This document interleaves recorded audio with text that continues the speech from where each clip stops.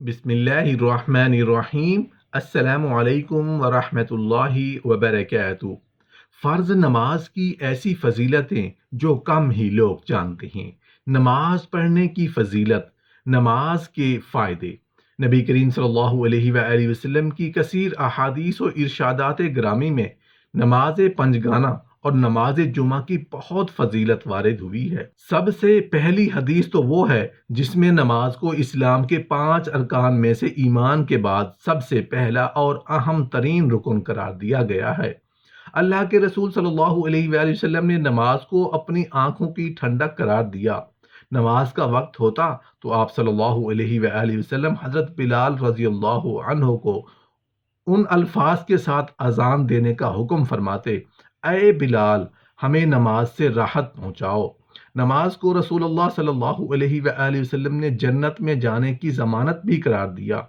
حضرت ربیعہ بن کعب الاسلمی رضی اللہ عنہ رسول اللہ صلی اللہ علیہ وآلہ وسلم کی خدمت میں حاضر رہتے اور نبی کریم صلی اللہ علیہ وآلہ وسلم کے لیے وضو کا پانی اور دوسری چیزیں لایا کرتے۔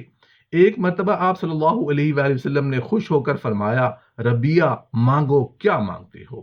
ربیعہ رضی اللہ عنہ نے عرض کیا: یا رسول اللہ صلی اللہ علیہ وآلہ وسلم، جنت میں آپ کی رفاقت چاہتا ہوں۔ آپ صلی اللہ علیہ وآلہ وسلم نے فرمایا: تو پھر کثرت سجود سے میری مدد کرو، یعنی تمہارے نامہ اعمال میں کثرت نماز میرے لیے سفارش کرنا آسان بنا دے گی۔ حضرت عبداللہ بن مسعود رضی اللہ عنہ سے روایت ہے کہ ایک آدمی نے ایک عورت کا بوسہ لیا، پھر وہ آدمی نبی کریم صلی اللہ علیہ وآلہ وسلم کے پاس آیا اور آپ صلی اللہ علیہ وآلہ وسلم کو اس نے خبر دی۔ چنانچہ اللہ تعالیٰ نے سورہ ہود کی آیت نمبر 114 نازل فرما دی اور فرمایا: اور دن کے دنوں دونوں سروں یعنی صبح شام اور رات کی چند پہلی ساعات میں نماز پڑھا کرو، کچھ شک نہیں کہ نیکیاں گناہوں کو دور کر دیتی ہیں۔ یہ ان کے لیے نصیحت ہے جو نصیحت قبول کرنے والے ہیں۔ اس آدمی نے کہا: اے اللہ کے رسول صلی اللہ علیہ وآلہ وسلم، کیا یہ حکم میرے لیے خاص ہے؟ آپ صلی اللہ علیہ وآلہ وسلم نے فرمایا: یہ میری ساری امت کے لیے ہے، لہٰذا آج بھی کسی سے رات کے اندھیرے یا دن کے اجالے میں کوئی گناہ سرزد ہو جائے تو اس طرح نماز کے ساتھ اپنے اللہ سے توبہ کر کے، یقیناً اللہ توبہ معاف کرنے والا اور رحمت کرنے والا ہے۔ صحیح بخاری اور مسلم میں حضرت عبداللہ بن مسعود رضی اللہ عنہ سے مروی ہے کہ میں نے نبی کریم صلی اللہ علیہ وآلہ وسلم سے دریافت کیا: اللہ کے نزدیک محبوب ترین عمل کون سا ہے؟ نبی کریم صلی اللہ علیہ وآلہ وسلم نے فرمایا: نماز کو اس کے اول وقت پر ادا کرنا۔ سنن ابن ماجہ میں حضرت حذیفہ رضی اللہ عنہ سے مروی ہے کہ رسول اللہ صلی اللہ علیہ وآلہ وسلم جب کوئی شخص نماز میں داخل ہوتا یعنی نماز شروع کرتا تو اللہ تعالیٰ اپنے وجہ کریم کے ساتھ اس کی طرف متوجہ ہو جاتا ہے اور اس وقت تک نظر نہیں ہٹاتا جب تک وہ نماز سے فارغ نہ ہو جائے یا حادث یعنی بے وضو نہ ہو جائے۔ بندہ جب نماز کے لیے کھڑا ہوتا ہے تب سے لے کر نماز کے بعد ذکر و اذکار تک اللہ تعالیٰ کی نظر کرم اپنے بندے پر ہوتی ہے، بلکہ جب تک وضو کی حالت میں رہتا ہے، مگر یہ کرم اور فضل الہی اس نمازی کے لیے ہے جس کی نماز نبوی صلی اللہ علیہ وآلہ وسلم ہو، یعنی نبی کریم صلی اللہ علیہ وآلہ وسلم کے طریقے کے مطابق اور خشوع و خضوع کے ساتھ ہو۔ صحیح بخاری میں حضرت ابو ہریرہ رضی اللہ عنہ سے مروی ہے، ایک حدیث قدسی میں نبی کریم صلی اللہ علیہ وآلہ وسلم نے ارشاد فرمایا کہ اللہ تعالیٰ نے فرمایا ہے: میں اپنے بندے کے ساتھ ہوں جب بھی وہ مجھے یاد کرے اور جب بھی میرے ذکر سے اس کے ہونٹ ہلے۔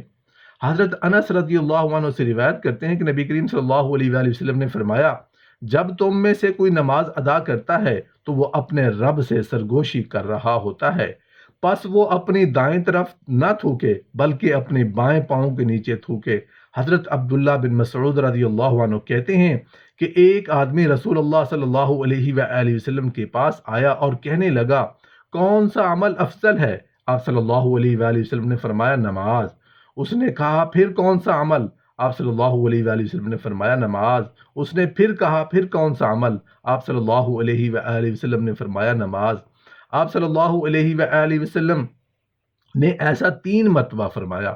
اس نے کہا: پھر کون سا عمل؟ آپ صلی اللہ علیہ وآلہ وسلم نے فرمایا: اللہ کے راستے میں جہاد کرنا۔ آپ اندازہ کر سکتے ہیں کہ فرض نمازوں کی کتنی فضیلت ہے، اور ہم ہیں کہ ان کی پرواہ ہی نہیں کرتے۔ اللہ تعالی ہمیں نمازوں کی پابندی کرنے کی توفیق عطا فرمائے، آمین۔ حضرت سعد بن ابی وقاص رضی اللہ عنہ کہتے ہیں کہ دو بھائی تھے، ان میں سے ایک کی وفات دوسرے سے 40 دن پہلے ہوئی۔ رسول اللہ صلی اللہ علیہ وآلہ وسلم کے پاس لوگوں نے ان میں سے پہلے کی فضیلت بیان کی۔ آپ صلی اللہ علیہ وآلہ وسلم نے فرمایا، کیا دوسرا شخص مسلمان نہیں تھا؟ لوگوں نے کہا، کیوں نہیں، وہ مسلمان تھا اور ٹھیک ٹھاک مسلمان تھا۔ رسول اللہ صلی اللہ علیہ وآلہ وسلم نے فرمایا، تمہیں کیا معلوم کہ اس کی نماز نے اس کو کہاں پہنچا دیا؟ حضرت ابو ہریرہ رضی اللہ عنہ سے روایت ہے کہ رسول اللہ صلی اللہ علیہ وآلہ وسلم نے فرمایا، پانچوں نمازیں ایسی ہیں کہ ایک نماز سے دوسری نماز کے درمیان سرزد ہونے والے گناہوں کا کفارہ بن جاتی ہے۔ اسی طرح ایک جمعہ سے دوسرے جمعہ تک کے درمیان سرزد ہونے والے گناہوں کا کفارہ بن جاتا ہے، جب تک کہ آدمی گناہ کبیرہ نہ کرے۔ صحیح بخاری اور صحیح مسلم کی حدیث میں حضرت ابو ہریرہ رضی اللہ عنہ سے روایت ہے کہ رسول اللہ صلی اللہ علیہ وآلہ وسلم نے فرمایا، جب تم نماز کے لیے کھڑے ہو اور امام غیر المغضوب علیہم ولا الضالین کہے تو تم آمین کہو۔ اس وقت آسمان پر فرشتے بھی آمین کہتے ہیں، بس جس کی آمین فرشتوں کی آمین کے موافق ہو گئی تو اس کے گزشتہ گناہ معاف کر دیے جاتے ہیں۔ حضرت ابو ہریرہ رضی اللہ عنہ سے مروی ہے کہ نبی کریم صلی اللہ علیہ وآلہ وسلم نے فرمایا، نماز کی مثال ایسے ہے جیسے تم میں سے کسی کے دروازے پر میٹھے پانی کی نہر بہتی ہو اور وہ اس میں روزانہ 5 مرتبہ غسل کرتا ہو، بھلا بتاؤ کہ اس کے بدن پر کوئی میل کچیل باقی رہ جائے گی؟ صحابہ کرام رضی اللہ عنہم نے جواب دیا، اس پر میل نام کی کوئی چیز باقی نہیں رہے گی۔ آپ صلی اللہ علیہ وآلہ وسلم نے فرمایا، یہی مثال ان 5 نمازوں کی ہے۔ اللہ تعالیٰ ان نمازوں کے ذریعے بندے کے گناہوں کو مٹا دیتا ہے۔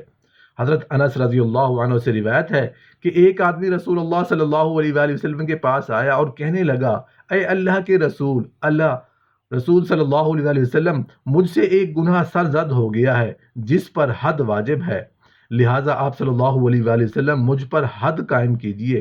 اتنے میں نماز کا وقت ہو گیا اور اس نے نبی کریم صلی اللہ علیہ وآلہ وسلم کے ساتھ نماز پڑھی۔ جب وہ نماز پڑھ چکا تو اس نے کہا، اے اللہ کے رسول صلی اللہ علیہ وآلہ وسلم، مجھ سے ایک گناہ سرزد ہو گیا جس پر حد واجب ہے، لہٰذا آپ صلی اللہ علیہ وآلہ وسلم نے مجھ پر حد قائم کیجئے۔ آپ صلی اللہ علیہ وآلہ وسلم نے فرمایا، کیا تم نے ہمارے ساتھ نماز پڑھی ہے؟ اس نے کہا، ہاں ہاں۔ تب نبی کریم صلی اللہ علیہ وآلہ وسلم نے فرمایا، اللہ تعالیٰ نے تمہیں معاف کر دیا ہے۔ یہاں حد سے مراد تعزیر ہے، یعنی وہ گناہ جس پر تعزیر واجب ہوتی ہے، مثلاً بوس و کنار وغیرہ، نہ کہ وہ گناہ جس پر واقعی حد واجب ہے، مثلاً زنا، شراب اور چوری وغیرہ، کیونکہ حد واجب ہونے کی صورت میں نماز کفارہ نہیں بن سکتی، جیسا کہ دوسری حدیثوں میں اس کی وضاحت موجود ہے۔ حضرت ابو ذر رضی اللہ عنہ سے روایت ہے کہ رسول اللہ صلی اللہ علیہ وآلہ وسلم نے فرمایا، 5 کام ایسے ہیں کہ اگر کوئی شخص ایمان کی ساتھ کرے تو وہ جنت میں داخل ہوگا۔ وہ 5 کام کیا ہے؟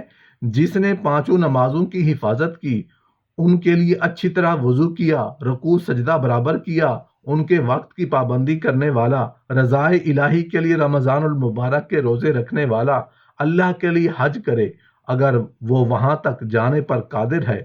اگر اللہ تعالیٰ نے اسے مال و دولت سے نوازا ہے تو وہ خوش دلی سے زکوٰۃ ادا کرتا رہے۔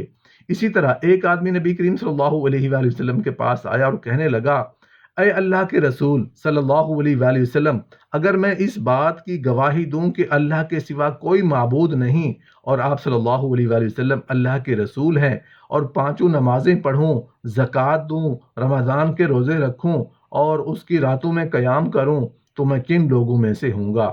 تو اس کو آپ صلی اللہ علیہ وآلہ وسلم نے فرمایا، صدیقین اور شہداء میں سے۔